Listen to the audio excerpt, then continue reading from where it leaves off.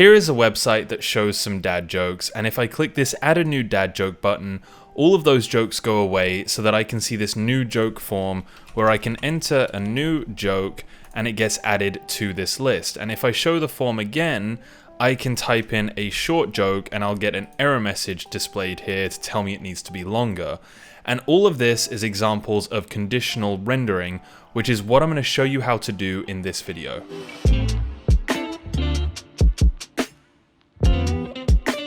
So here is the starter app. There's a couple of jokes on the screen and a form that allows me to enter a new joke. And if I enter a joke in here that is less than 5 characters long, I want to display an error message saying the joke must be longer. So if I go over to my form component here, I can see it's a basic form, it has a single input and a button, and when I go to submit this form, I want to do a check to make sure the text is longer than 5 characters, and then display an error to the user if it's not long enough. So the first thing I'm going to do here is just check that. So if the text is less than, I guess text.length is less than 5, then I want to display an error to the user, not through an alert, but actually within the component itself.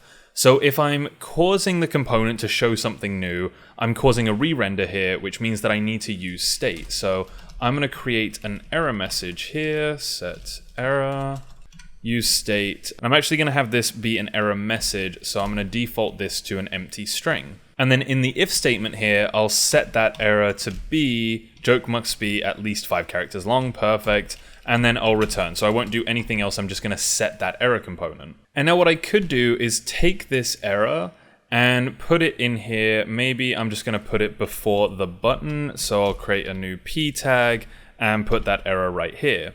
And then if I go back to my web app, I don't see an error here, but there's still an empty p tag that just displays nothing, and then if I type in something that's less than 5 characters, I'll get that error message. But even without an error, I still get an empty p tag being rendered here, which is probably not what I want. It's still taking up space on the page. So what I want to do here is only render this entire p tag if there is an error message.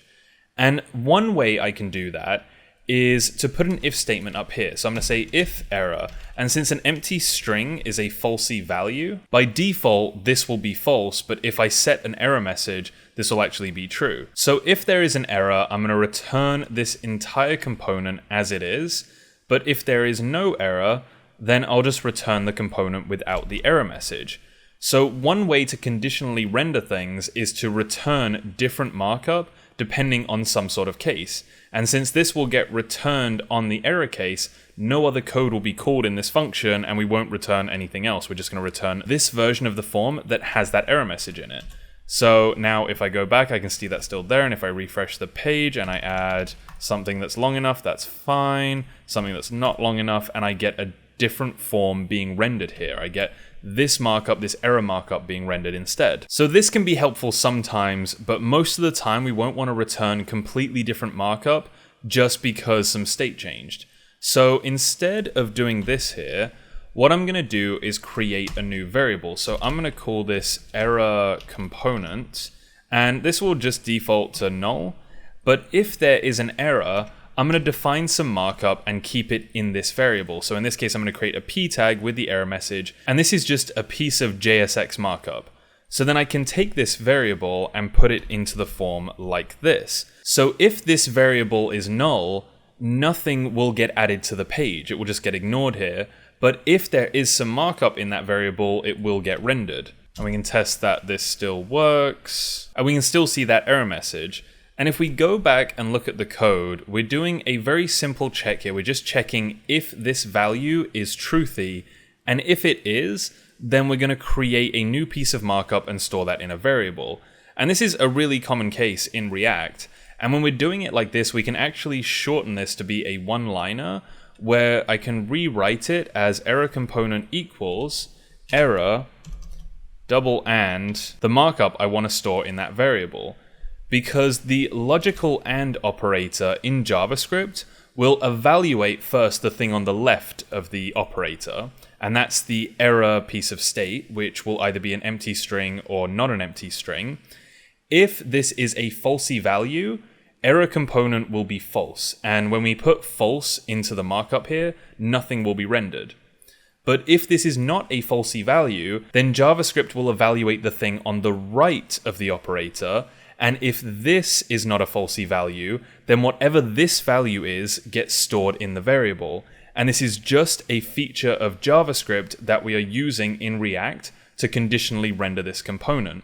So you'll probably see this type of syntax a lot in React, and it's just so that we can render the thing on the right only if the thing on the left is a truthy value. And this is just a shorthand of the code that we saw a moment ago with that if statement in here.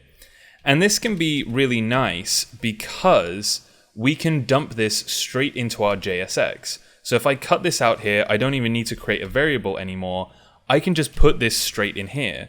So if this is a truthy value, then render this markup. But if this is a falsy value, then just do nothing. And we can see that this should still work. So if I put in jokes, that's long enough, so I get to see that. But if I put in joke, it's not long enough, and we should see that error message there. And I'm going to refresh the page, and I'm going to do this again, where I input a bad joke, and then I input something that is actually okay, and we still see this error message appearing here. And that's because this logic up here is saying that we're going to set the error state to be an error when there's an error, but then I never reset that state after. So I'm going to have to set error to be an empty string on the success case so that this conditional rendering actually works. So on a success case, this should be that falsy value. And now if I go in and put that in, we should see nothing there. Now let's look at something a little bit more advanced. So I'm going to go into the app component, and this component is responsible for rendering the form and the list of jokes. And I want to add a button at the top here that will allow the user to add a new joke. And when someone clicks this, it will present the form to them. And by default, this form just won't exist on the page. So I'm going to have this be handle add new joke. And this will have to be a function. And when this function gets called, I want to hide all of the jokes and only display the joke form. So this is going to have to manipulate some state so that we can re-render the page here. So I'm going to create a new state variable here called show form. Yeah, that's good enough. And it will default to false. And then down here in the handle add new joke function, we're just going to set that to true. So if show form is false, we're not going to show the form. But if it's true, we're going to show the form and hide everything else. So I'm going to put an if statement up here. If show form, then I guess I'll need a variable. So I'll have let JSX equal null. And if we're showing the form, then the JSX can be this joke form. And if we're not showing the form, then the JSX can be all of these jokes here. JSX can be, and then I can just take this JSX variable and dump it in right there. So now if we look on the page, we don't see that form anymore. But if I click this add new joke button, that should change the variable and we'll see the form, but we won't see the jokes anymore. And then when I add a new joke here, I want to reset that piece of state to be false. So when we add a new joke, which is right here, we'll add that to the array, and then I'll set the show form to be false. So right here, a new joke, I add that in, the form hides, and we still see that button at the top. So this is kind of simulating switching between pages here. I'm hiding or showing major parts of the page so that the user only sees the thing that they're currently interacting with. And actually, I should probably include this button as part of this JSX here, because we only want to see the add a new joke button when the form isn't being displayed. But when I create a variable and I have multiple components here, it's complaining because we can only set it to be one component. So I'm just going to do that empty component thing. So we're really just assigning JSX to be a single component, but that contains other components in here. And then I have to say that this is JavaScript. So I'm going to wrap this in those curly braces. And we've actually just got a bunch of JSX in here that we're assigning to a single variable.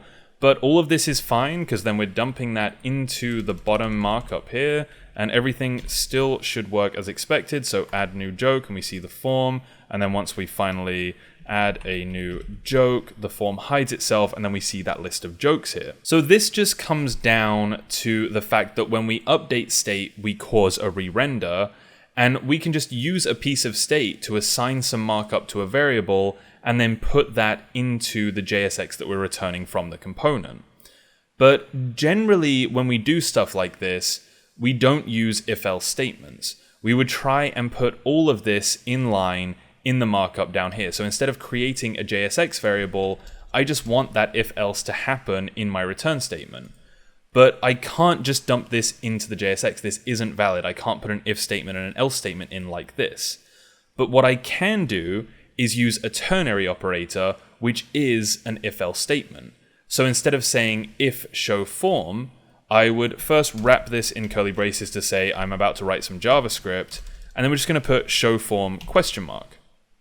Then I can put whatever markup I want that is supposed to be displayed when this is a truthy value. Then the else part gets replaced with a colon here, and then I can dump in the rest of my JSX, and that's it. It's the exact same logic as before, but instead of using an if-else statement, I'm using a ternary operator, which is still an if-else statement. But you'll see this used all the time in React to conditionally render components. If this thing is true, render this, otherwise render all of this stuff. And again, the behavior should be exactly the same as before. Clicking this button shows the form, and then adding a new joke adds that into the page. And I feel like I should actually add a real dad joke in here. What does a sprinter eat before the race? They don't. They fast. Okay, that's good. Add that joke. So remember that to conditionally render components, we're really just using an if or an if-else statement to create markup or not create markup.